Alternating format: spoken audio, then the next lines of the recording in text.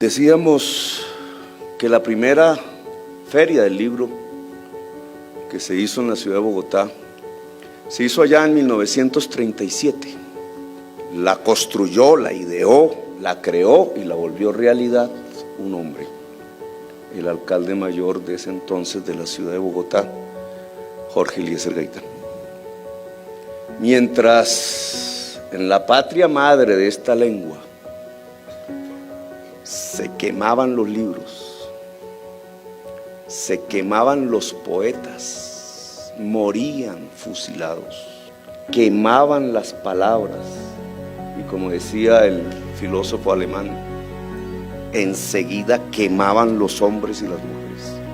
La muerte de la palabra era la muerte del ser humano. Allá en la vieja Europa, la cuna de la cultura, se quemaba la cultura en 1937. Aquí, en la ciudad de Bogotá, un hombre libre inauguraba el espacio de la libertad, el de las palabras, tanto dichas como escritas. Era ya la esclavitud, era aquí la libertad. Sin embargo, no fue así después. El alcalde de la libertad, de las palabras, de la primera feria del libro, fue asesinado. 1945, balcón frío de la plaza principal de Zipaquirá. Un muchachito recién salido de su colegio. Ese muchachito se paraba en la plaza y leía un discurso, la palabra escrita. Se llamaba Gabriel García Márquez. Moría el hombre de la palabra dicha y aparecía el hombre de la palabra escrita. Moría el hombre de la palabra dicha en medio de las hogueras que había querido contener y que avanzaban de Europa y que se instalaron en América Latina y en nuestra patria. Y el hombre de la palabra dicha murió asesinado. El jovencito se fue a su tierra. El hombre de la palabra escrita se fue al Caribe. Huyó en cierta forma de la inmensa hoguera que se había construido en el centro del país. Y allá fue a la tierra de las mariposas amarillas, los montes de María, la Mojana. Las mariposas amarillas nacen del estiércol o en el estiércol del ganado. Se llenan las trochas caribeñas de mariposas amarillas.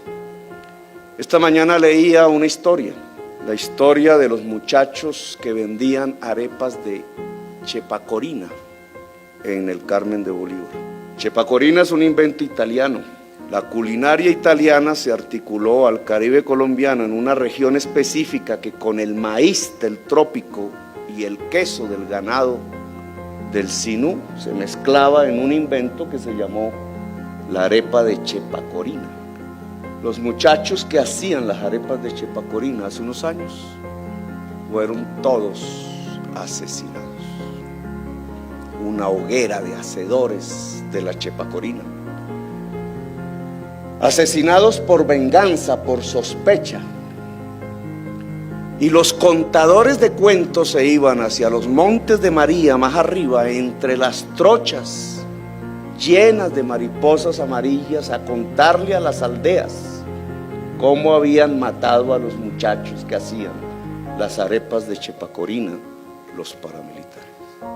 Hombres viejos, ajados por el sol, bajo esos sombreros hechos de palma, encima de asnos, de burros, de aldea en aldea, llevando los cuentos de la verdad. Así antaño, cuando llegó el joven, después de dar su discurso en la plaza de Zipaquirá, conmemorando, alegres por la caída del fascismo en Europa, así en medio de esos contadores de historia fue creciendo las historias que él volvió sublimes en sus libros. Los contadores de palabras, las historias de 100 años de soledad y de Macondo. Contador de verdades a través de las palabras mágicas del Caribe, el hombre de las mariposas amarillas. Contar verdades, decir verdades.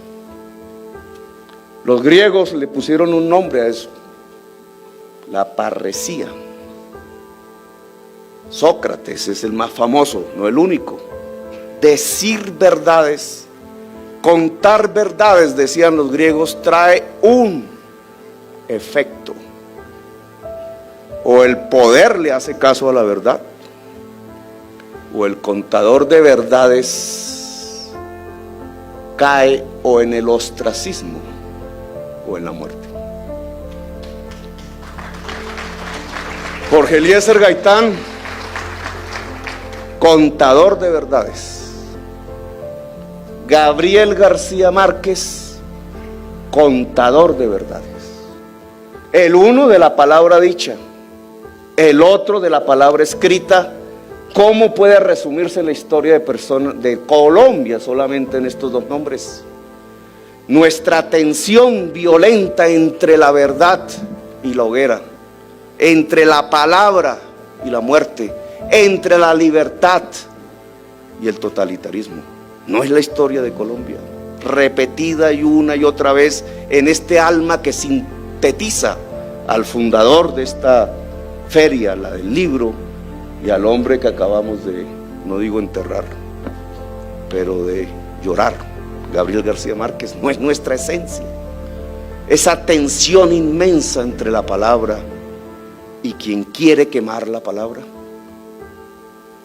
Pues creo que los griegos tenían razón, y es un momento de reflexión sobre nuestro propio inmediato futuro, nuestra realidad colombiana.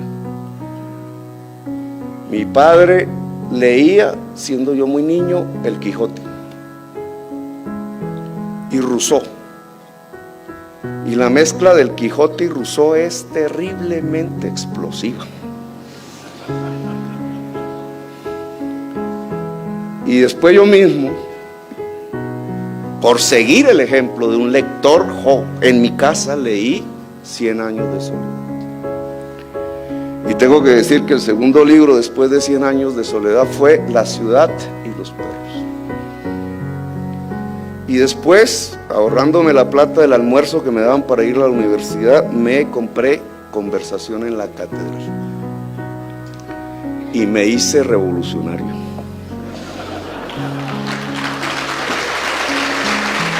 Las palabras se dicen, se escriben y van de boca en boca como aquellos viejos hombres contadores de historias, y generan efectos que en el fondo no son más que los efectos de la construcción de la libertad.